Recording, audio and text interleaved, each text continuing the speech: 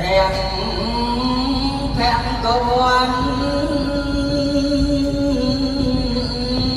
កន្លង100ពាន់ឆ្នាំនេះនៅតែសាវាំងព្រះភគវេទាំងស្នាខំមេពេញរួមក្រៃ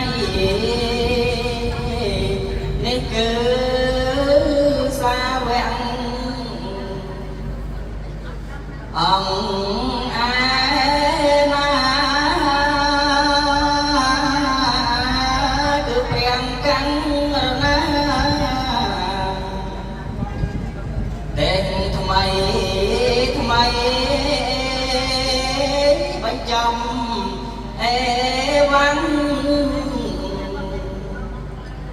សង្ខេបខ្លីយើងខ្ញុំប្រឹងស្រី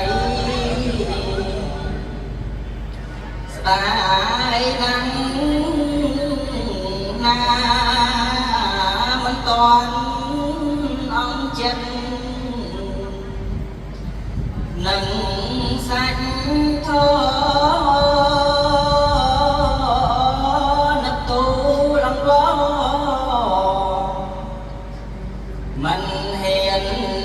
ថាឃើញលឿយព្រះកាយព្រះ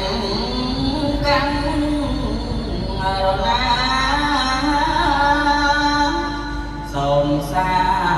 ធុការចំសេចក្តីខ្ញុំសូមខមាទុំទាំងឡាយក្រែងឆ្កងដោយកាយ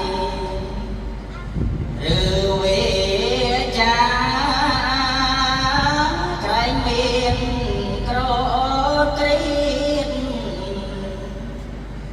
កន្លែ